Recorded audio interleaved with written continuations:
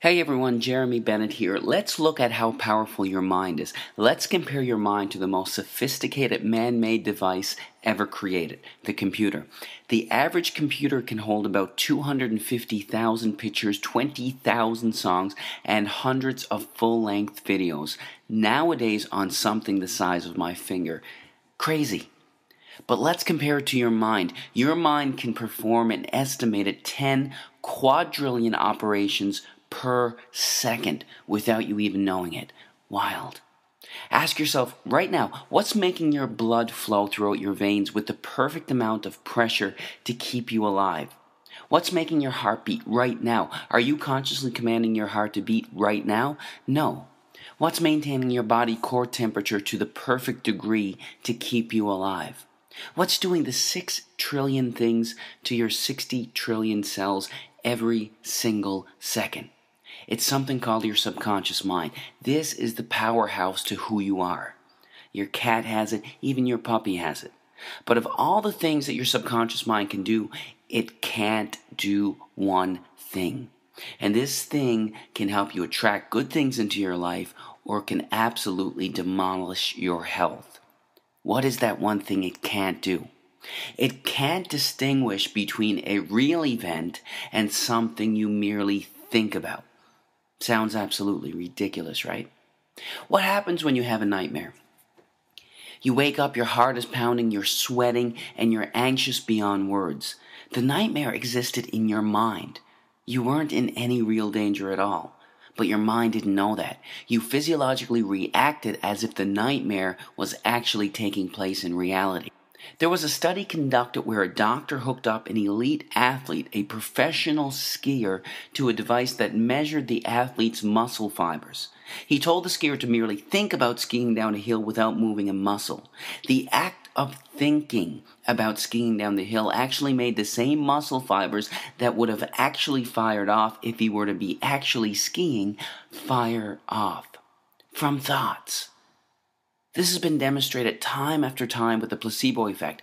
Group A suffering from a particular illness gets prescribed a pharmaceutical FDA-approved drug specifically designed to treat that illness. Group B suffering from the same illness gets a sugar pill, thinking it's real medication. Both groups get cured. In fact, the New England Journal of Medicine published a study involving two groups suffering from the same degenerative knee disorder. Group A had a surgery designed to scope out the knee and relieve the symptoms of the disorder. Group B, with the permission of the family, had a fake surgery, a placebo surgery, thinking that they had a real surgery.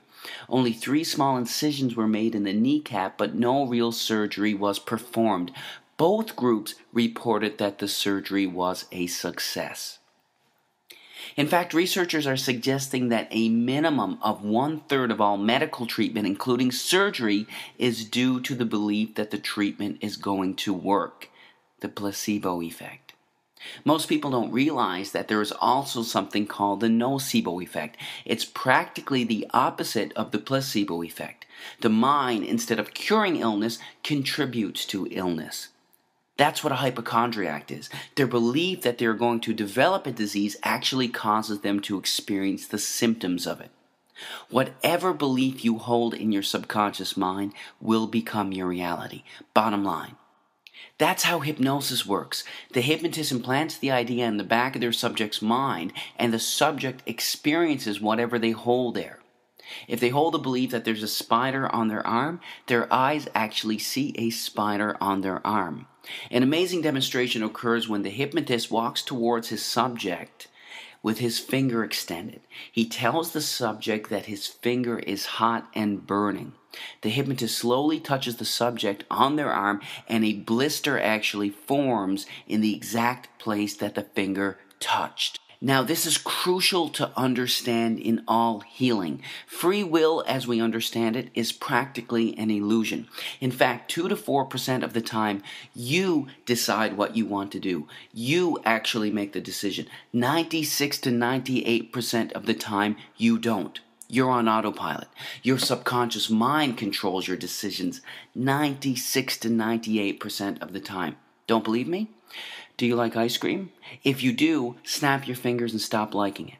Do you enjoy watching sports? Snap your fingers and stop enjoying it. You can't. 96 to 98% of the time, everything we crave, desire, and act upon comes from what we hold predominantly in the back of our subconscious minds. Whatever we hold predominantly in the back of our subconscious minds, we are attracted to in life. What happens when you buy a new car? It's the only car you see on the road for the next 2.5 weeks. You saw those cars before you bought your car, but why didn't they stand out to you? Because you didn't own that car yourself. You weren't thinking about it yourself. What you hold in your mind, you're attracted to in life. That's how subliminal ads work so effectively. They work so effectively that they are banned in over 10 countries as a way to advertise. So if what you hold in the back of your subconscious mind shapes your reality, what shapes your subconscious mind? Practically everything that you're exposed to, everything that you see, hear, smell, taste, and feel is shaping your subconscious mind. Let's look at some specifics. Television.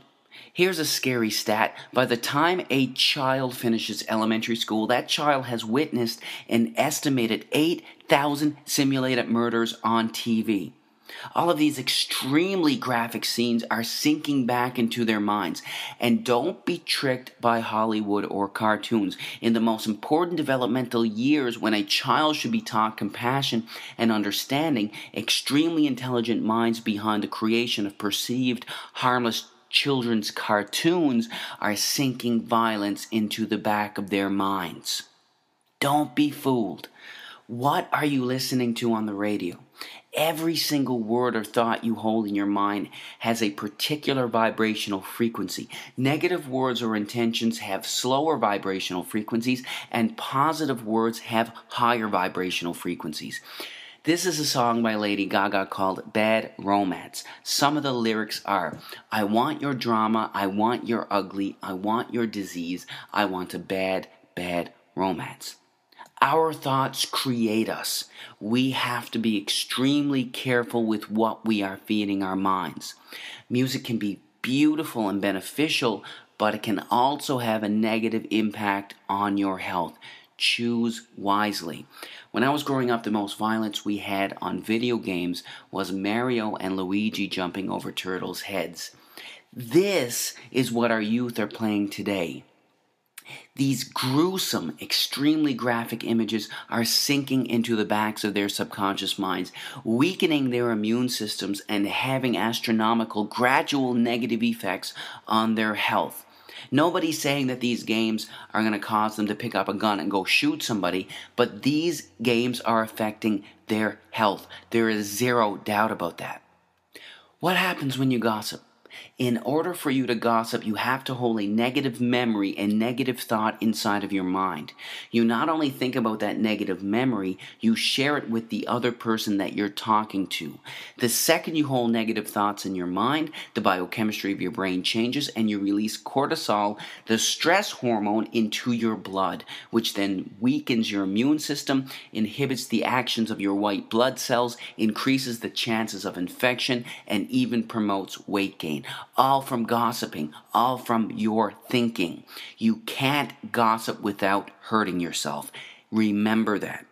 But of everything you can expose yourself to, there is nothing more important than the thoughts you hold in your mind. We have on average 60,000 thoughts a day. And the reality is, not only are most of these thoughts the same thoughts we had yesterday, but they are negative thoughts, either dwelling on something bad in the past or fearing something that could potentially happen in the future.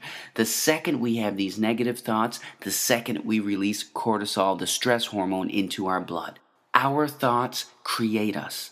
Most people believe that situations cause them anxiety, stress, or cause them to be depressed. The reality is this: there is absolutely no situation in the entire universe that can cause someone to experience anxiety. None. It's your psychological reaction to the situation that can cause you to experience anxiety, not the situation itself. This is crucial to understand. Why is it that when one person skydives, their brain releases endorphins, the good feeling chemical, into their blood, while releasing cortisol into another's? It's the same situation. How can the company of one person cause excitement in one person while making another person stressed? It's because it's never the situation that causes anyone to experience anxiety, but their reaction to it.